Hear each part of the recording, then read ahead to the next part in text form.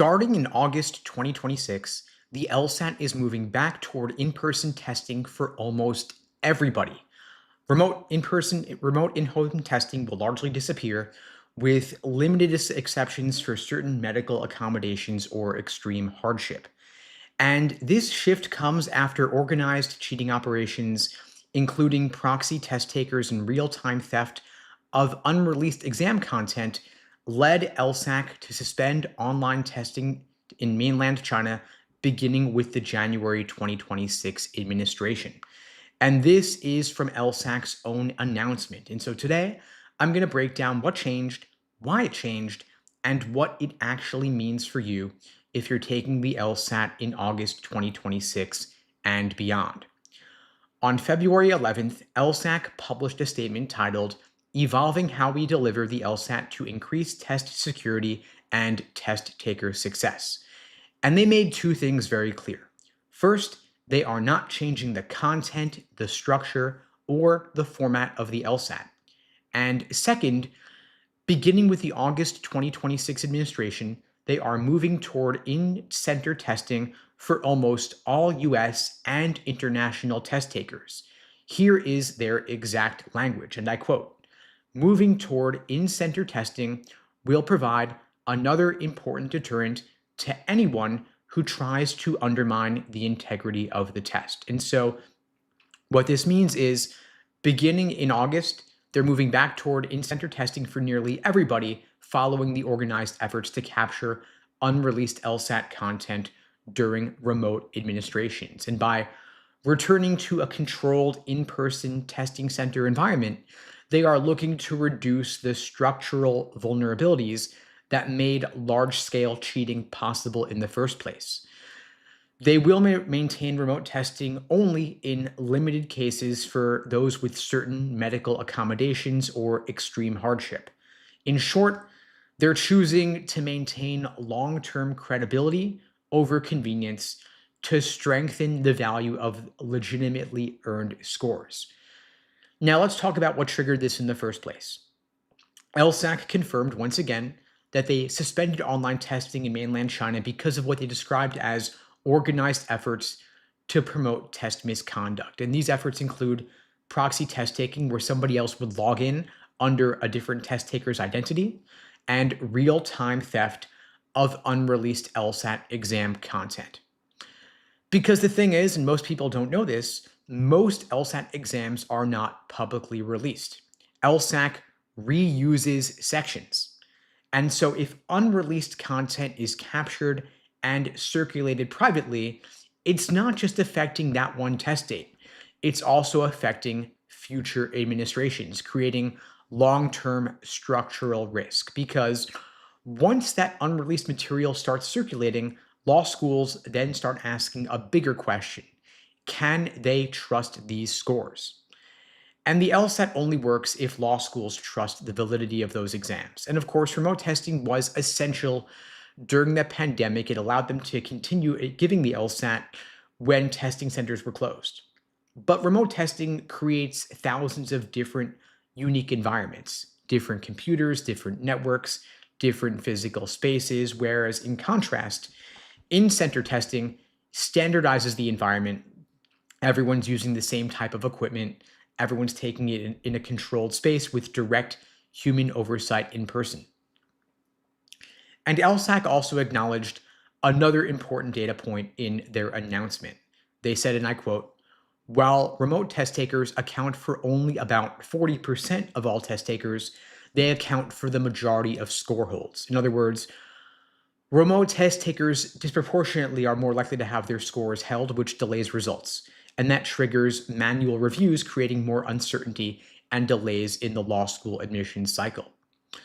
And LSAC also noted in their announcement that while only a small percentage of test takers experience serious issues, most incomplete tests and technical failures happen remotely. And so by moving back to in-person, which I've been pushing for months now, they are reducing instability and disruption for the test takers.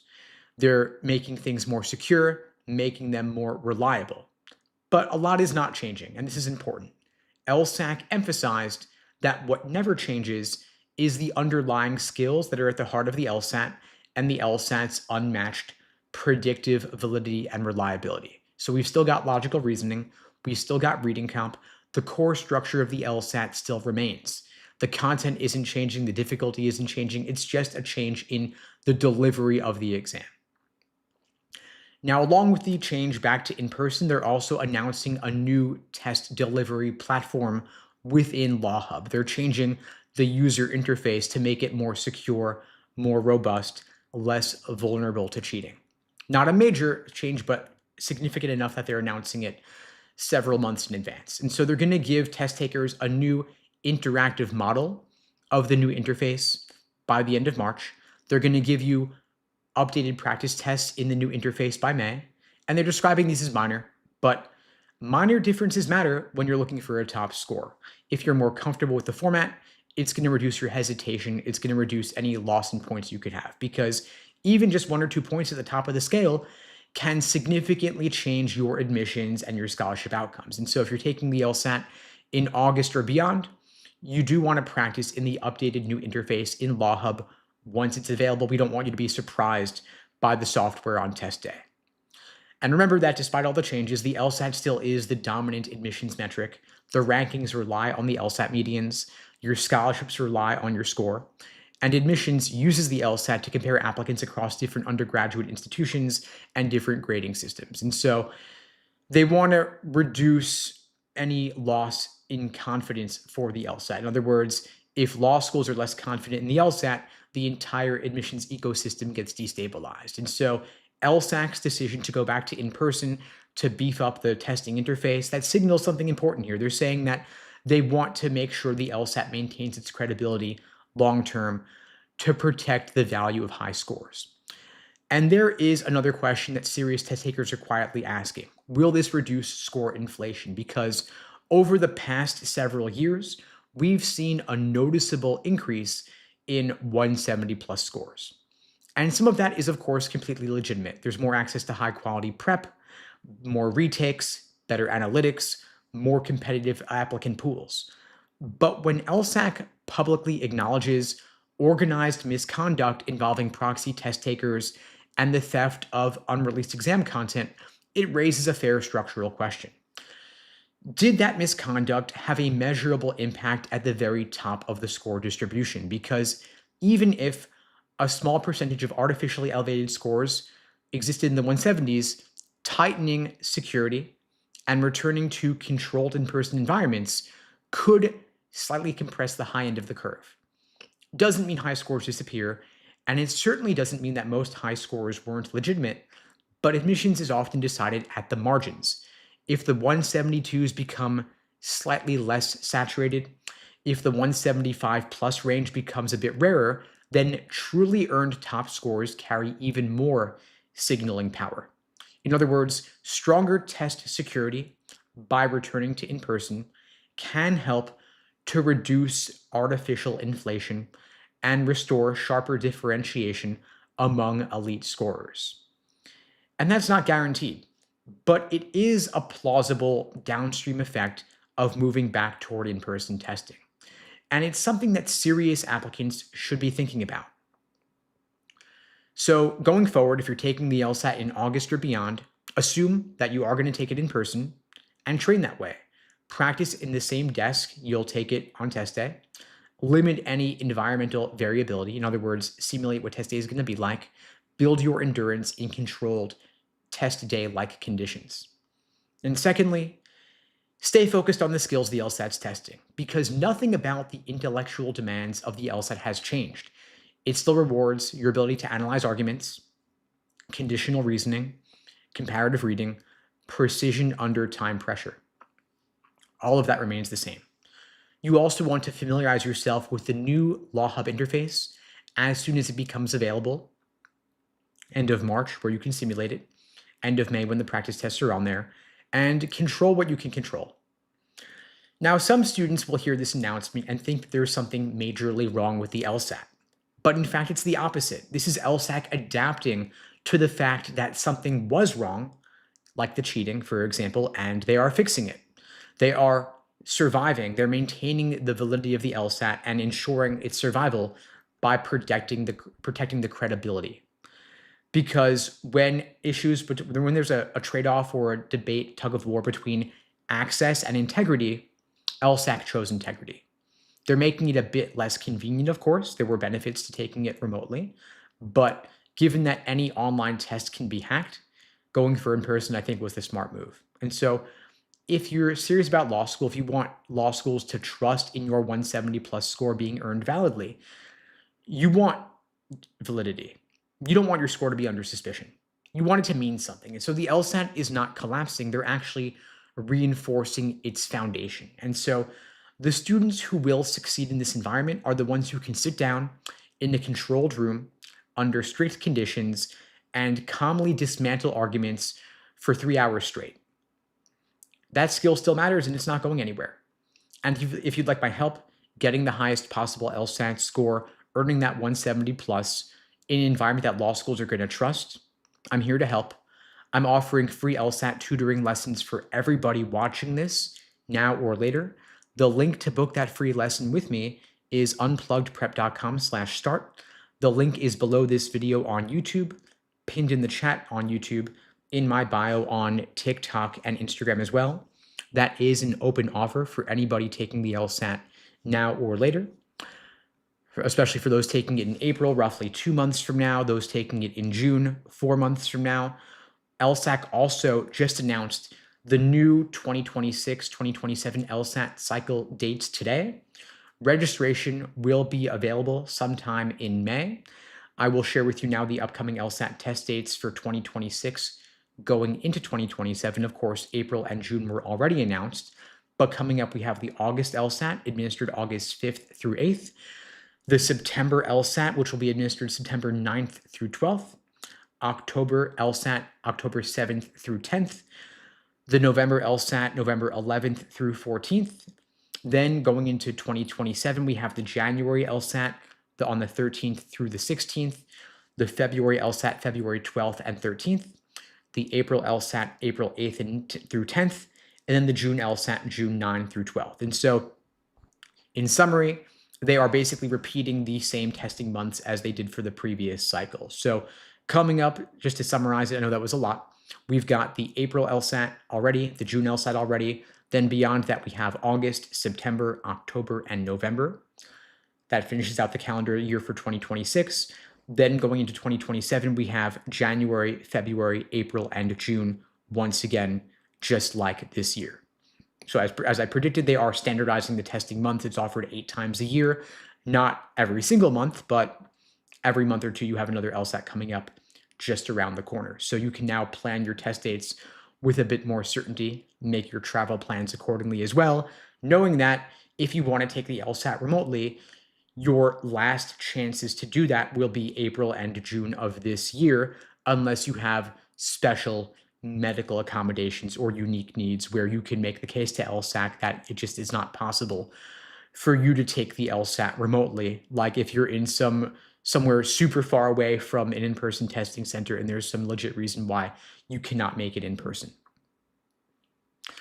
Happy to entertain any questions about the upcoming LSAT changes with the testing centers being the only option, meaning in person, or regarding the LSAT test dates that are upcoming, or anything else at all. I see plenty of questions coming into the chat here. I'll get to as many as I can. I apologize, my throat's a little bit sore. I'm a bit under the weather. I actually wasn't going to go live today, but then with the recent LSAT news, I felt like I had to, just given all the changes. I knew there'd be some questions about those. So I see some comments from Phaedra saying, I'm so annoyed. These testing state changes gave me so much anxiety. Sorry to hear it, Phaedra. What if I need an accommodation to speak aloud? I wish they would have released what the accommodations are. So if you need accommodations, you can, of course, apply for them. The details regarding accommodations are already on LSAC's website, so the deadlines, just respect those. You need a note from a qualified professional, a primary care physician, a psychiatrist, attesting to your reasons for needing the accommodations, making the case for you, and then you apply before the deadline. There's a decent chance LSAC will give those to you. So just make your request in advance.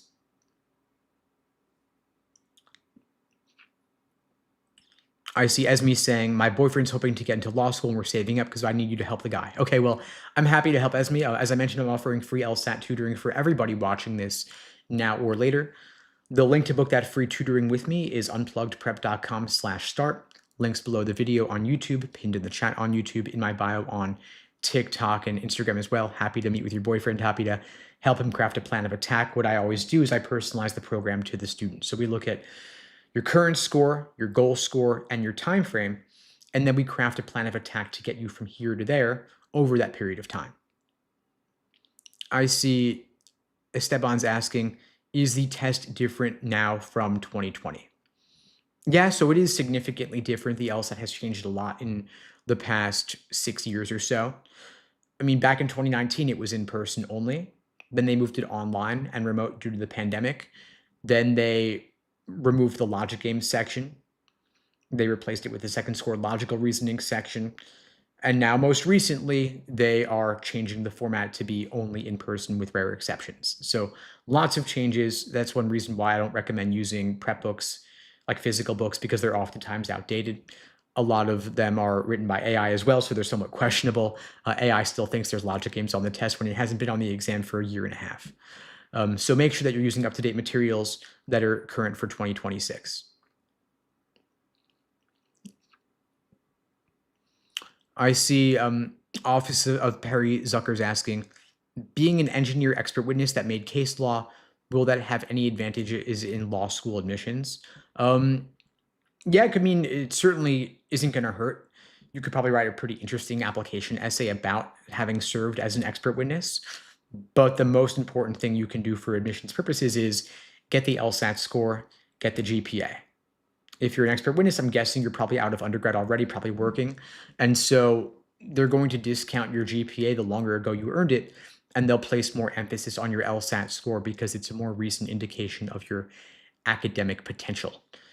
So highlight your witness experience in your resume, talk about it in your essays, but don't over index on it. Focus more on the LSAT score primarily, first and foremost. I see user 7562 is asking, can a high LSAT score outweigh a moderate GPA? Absolutely, it can. Yeah. And so if your GPA is not what you would have liked it to be, then just give more focus on your LSAT score. It's the biggest needle mover for your chances. Law schools will love to see a higher LSAT score. They love splitters. Splitters are applicants with a relatively lower LSAT and a relatively higher GPA. Totally fine. Lots of folks in that position.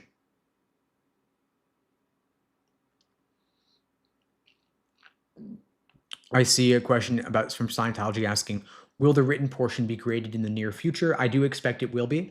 The written portion, it's currently unscored, meaning the argumentative writing sample section.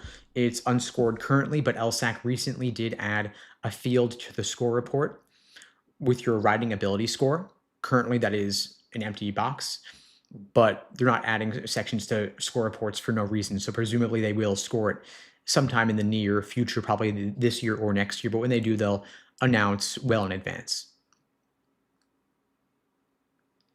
I see a question from Braden asking, I like the idea of in-person testing. However, what about students who live in predominantly rural areas and have to make overly long commutes to a testing center? Good question. I mean, that's the sort of thing where you would contact LSAC and see if they're willing to make an exception and offer remote for students in that situation. It's still unclear under what circumstances LSAC will make exceptions to the in-person testing rule.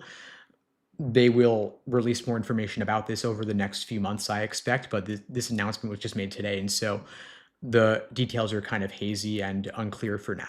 But yeah, it does pose a problem of access, of course, right? If someone lives 4 hours from a testing center and would need to maybe get a hotel room, stay overnight somewhere so as not to have to wake up at 6 in the morning or something, or 5 in the morning, that does pose an undue and arguably unfair hardship.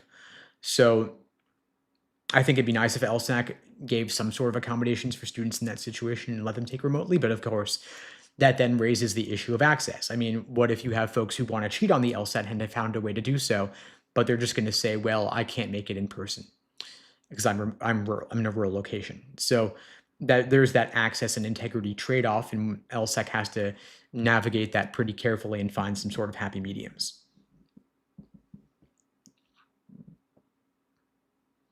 I see Desiv is asking, I'm taking the LSAT in April and September with accommodations for remote only.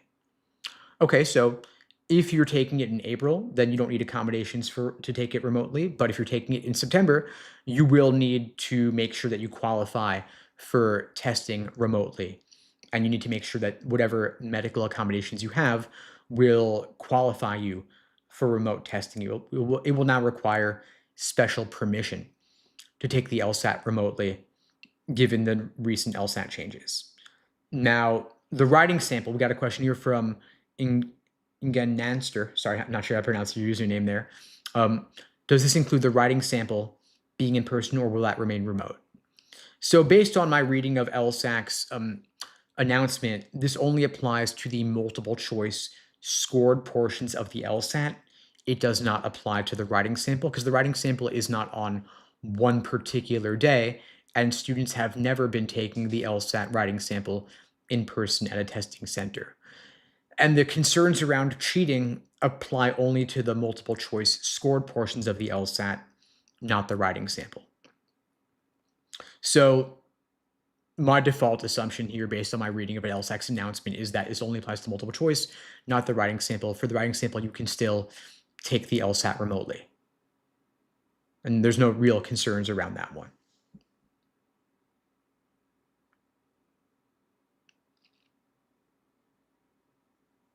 I see Max is asking, do you think there would ever be a business in sponsoring students for their LSAT? Interesting question, Max. I'm not sure exactly what you mean here. You mean like paying students LSAT registration fees? I mean, that seems like a great nonprofit endeavor for those who cannot afford to take the LSAT, but I'm not sure if that becomes a viable business model. I mean, by the way, folks, for those who are not able to afford their LSAT registration fee, LSAC does offer fee waivers, meaning that you can show demonstrated financial need based on your income and your tax returns, and LSAC will actually allow you to take the LSAT for free. And they will also give you free access to LSAC's Law Hub platform for a full year, Law Hub Advantage with all the practice tests available for free. And so that is a good thing to pursue if you cannot afford the LSAT. Now, again, folks, to help everyone out there watching this taking the LSAT now or later, I'm offering free LSAT tutoring for everybody watching this. The link to book that free call with me is unpluggedprep.com/start. The link is below the video on YouTube, pinned in the chat on YouTube, in my bio on TikTok and Instagram. And by the way, folks, I offer these lives for free every single weekday, same time, same place, 2 p.m. Eastern, 1 Central, 11 Pacific, here on YouTube, TikTok, Instagram, LinkedIn, wherever you're watching this. If you find this helpful, please spread the word. I don't do any advertising for these, and the algorithm doesn't really boost them because they can't run ads during them. So I do appreciate your support spreading the word. Today's will be a little bit shorter than usual because I'm a bit under the weather, but I did want to go online and share the recent news updates for you all. And I'll be back tomorrow, hopefully. I'll see you all then. In the meantime, I wish you all the best and take care. Thanks for joining.